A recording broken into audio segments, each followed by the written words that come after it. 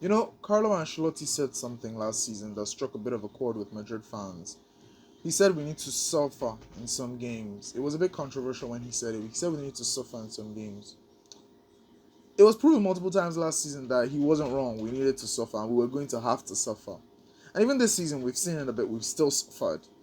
But this game wasn't suffering mainly of our own accord. This was a game between Real Madrid and Gil Manzano. Real Sociedad was also part of the game, I guess, but it was mainly between Real Madrid and Manzano. That man, Jesus Christ!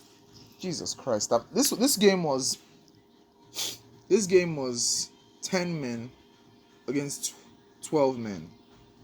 10 men because we lost Den Huysen, but 12 men for Real Sociedad because Gil Manzano was also on their side, man.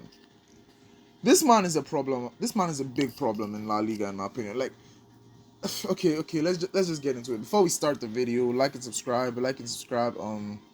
Comment, drop a comment. Let me know how you're feeling about the game afterwards. Now let's get into it. Like I said, we suffered in this game. We suffered quite a bit in this game.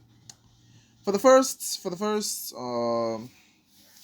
whew, I'm already in low. The first 30 minutes of this game, we were playing some good football. We were actually playing very good football. If you see, I've already dropped some of the ratings. Yeah, I've already dropped all the ratings really, but that from my opinion, I've already dropped all the ratings here. We played some really good football in the first 30 minutes.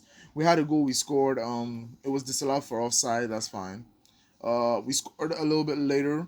Kylian Mbappe scored a really good goal. And then the controversy followed after that because 20 minutes after Kylian Mbappe's goal, there was okay.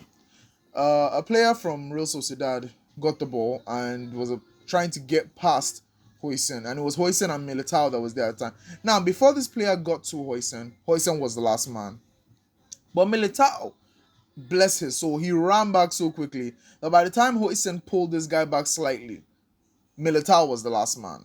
Now, normally, if this defender is the last man and you pull the player and they go down and it's the last, like it's he's the only one running in, it's a red card. It's either a red card if he's the last man or a red card if what's the other? I think the other option there is if it's a clear on goal chance. Yeah, if it's a clear on goal chance. But this was neither. He was still far away from the post. Anything could happen, and he was not the last man as at the time the tackle took place. Militao had come back into his position, or at least had gotten further ahead of Huizen.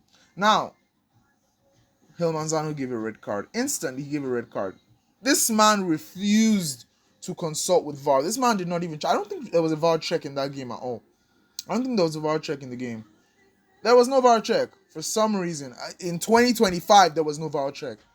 In the Barcelona game last week, well, before the international break, in the Barcelona game, there was also no VAR check to check that penalty that Yamal managed to score. That was not really meant to be a penalty, but there was no VAR check there. Why did they not check VAR check? Why did they not check VAR? I'm stuttering because I'm pissed. Why did they not check VAR? They said there was an issue with the VAR. I mean, normally, whenever we have issues like that, or even an issue between communication between the referees, they stop the game immediately. There was no reason for them not to stop the game and fix that issue. Because by the second half, we knew that they had fixed the problem. So why couldn't they just wait to fix it and add whatever extra time they needed to add afterwards? But that's not important. This is another game. Now, the referee just here blatantly refused to check VAR. He just refused to check VAR, this man, Phil Manzano. And as soon as he gave that red card, it was a little bit scary after that because it's Madrid. We'll get a little worried, I guess, because of we still don't know how good this team is. Honestly, under Xavi, we're still testing the waters. The Club World Cup ended up being a horrible experience the way PSG sent us home. But we still managed to score again, and it was a very good goal for Kylian Mbappe doing something very akin to what Benzema did. I can't remember what year it was, but he did something similar where he dribbled on the line basically, and then he found Adegula, and Adegula just one tapped it in, and that was our second goal. And once that happened, we were a little bit more comfortable. I was a little bit more comfortable. I thought, okay, maybe we can even score a third goal. And if we don't score a third goal, let's defend and keep this as it is. Let's just make sure we don't concede. And that was how the first half ended. It ended 2-0. Fine, good. We lost. We got the red card. We were one man down, but at least we were 2-0 up. So all we really needed to do was just, in essence, park the bus, and we could find a way to finish the game 2-0. Worst off if we concede very late in the second half, 2-1. but at least we get this result. But at the start of the second half, there was a penalty. Now, it was fine. It's a penalty. I'm sorry. There's nothing I'll say. It's a blatant penalty. Like, his hand was away from his body. It stopped the ball from being played properly. It was a penalty. Caballero, mistake. Oyarzabal finished his penalty off. And that was where the suffering came in. Right after that goal, because it was Real Sociedad all day. It was Real Sociedad. We were suffering, man.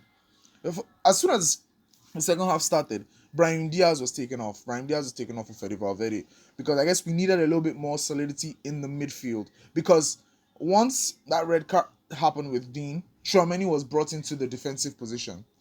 And that's the thing. Tchouaméni can play very well in the midfield, but once you bring him into the defense, it's a little bit more shaky. It's a little bit more shaky. It's not as solid as his normal game. But Valverde was brought in there to shore up the the midfield a little bit more, and sometimes he does help in defense. But Hilmanzano again, at some point, Mbappe was brought. He dribbled in on goal, and the shot wasn't that great. It wasn't great, honestly, but he dribbled in on goal. And after that, he had a little bit of a knock in his left leg, I think. Yeah, it was his left leg. It didn't take too long on the pitch, and after that, they were told him to go off the pitch and come back on once play resumed again afterwards.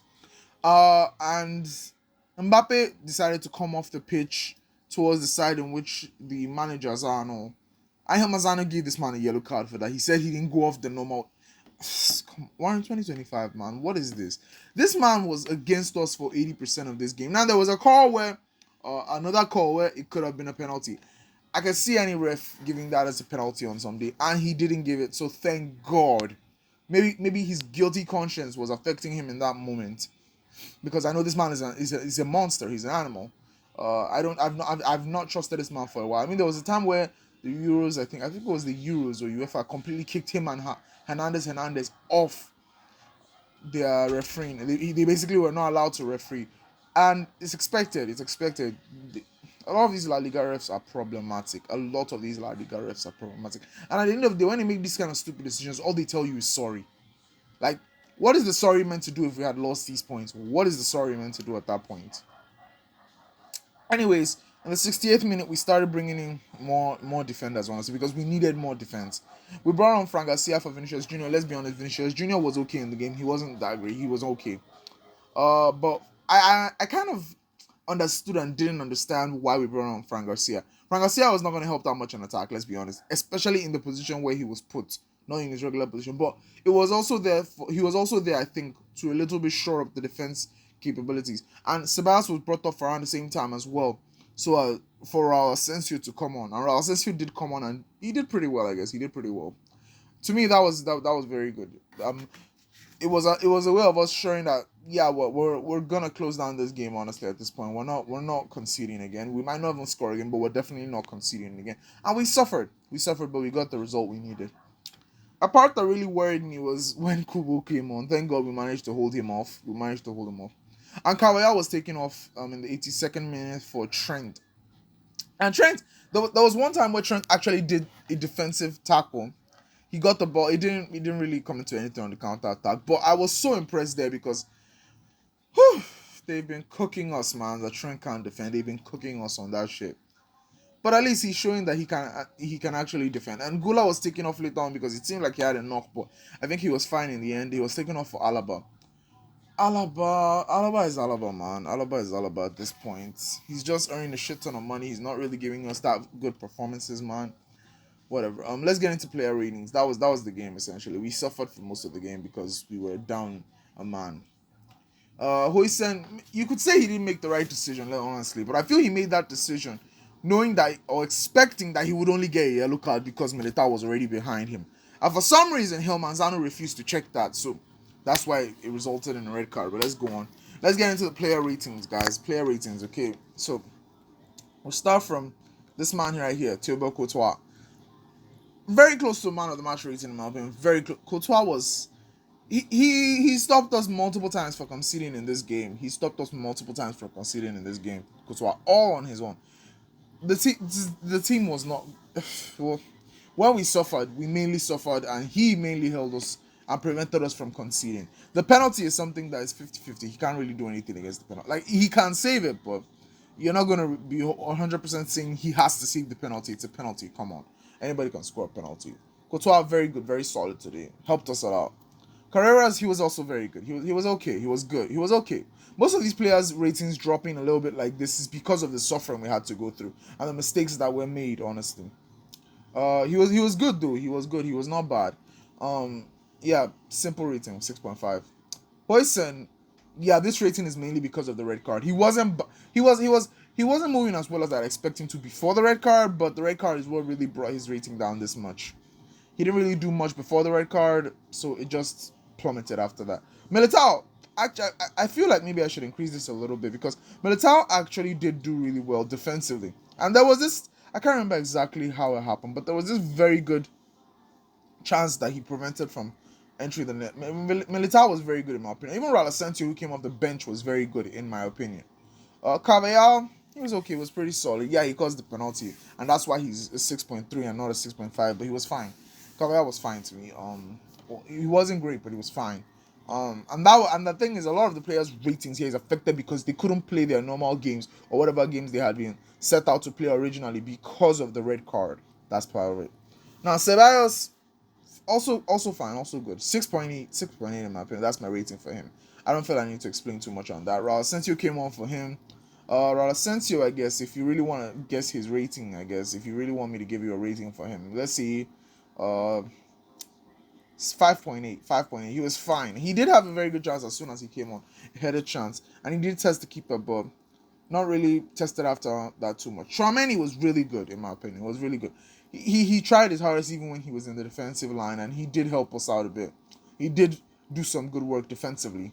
But again, as always, we've noticed that he's best in the midfield. He's best in the midfield. And once he came back into the midfield, there was a little bit more confidence there again. Arda Güler, very good player, very good player. He really, this guy is getting more and more confident in his starting position in this team, in my opinion. And that's one of the best things I like about Arda Güler.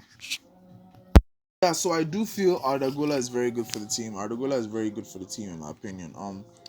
He'll help us shore up.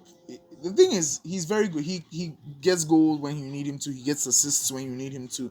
He's very reliable. Now, Vinicius Junior wasn't one of his best games. Let's be honest, it wasn't one of his best games, and that's understandable in my opinion. Again, we started suffering as soon as the red card came in, so a lot of players couldn't play their preferred game. Frank Garcia, who came on for him, he was just there. Honestly, he was just there. I give him probably a 5.5 or 5.6 at most because he didn't really do much offensively. He had a chance that he could have probably scored or at least tested the keeper, and he didn't know what to do honestly with it as soon as he got it.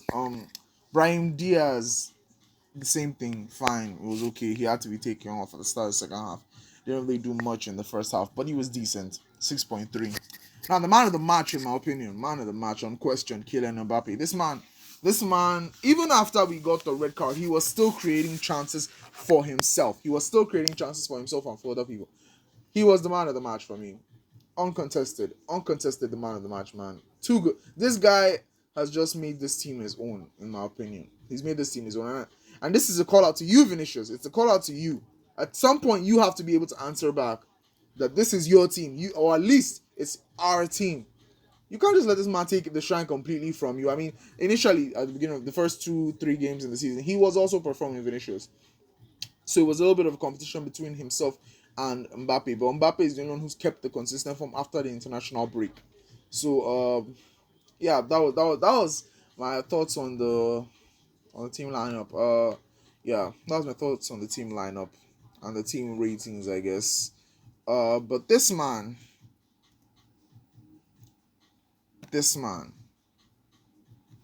yeah, come on. Of course, I'm not a freaking robot. You, I hate you. I hate you and everything you stand for. You are literally everything that's wrong with what goes on in Real Madrid. You are actually this man is actually a problem. This man is actually a problem. I'm sorry. Again, well, we suffered. We suffered as we have been under Carlo Ancelotti. But this was suffering not of our own hands. It was suffering of Hill Manzano. He caused this suffering. Again, 3 points in the bag. Thank God we have all the points secured out of our first 4 games of the season. We're top of the table. We just need to keep up this form, and hopefully by the time the El Clasico comes up, we've a little bit shored up our defensive situation more, so we can more comfortably face Barcelona. But this time that we are currently at, this what I saw today, and that was mainly more influenced by the red card. I don't know if we can face Barcelona. But I'll just chalk it up to the red card. I feel without the red card we would have played very well. We were playing some of the best football this season in the first 30 minutes before that red card. So yeah, I'll chalk it up to the red card. Like I said at the beginning of the video, guys, like and subscribe, drop a comment. I read all the comments. I'm trying to get to 100 subscribers before the end of the year. I'm trying to get to 100 subscribers before the end of the year. I'm going to be posting content every day. I don't just post football videos. I post different things. The channel is called Slice of Stuff. I do anything that interests me. I do anything that I have passion about. And football is something I also have passion about. And Real Madrid is my club. So, yeah, I post anything that interests me. So, yeah, peace.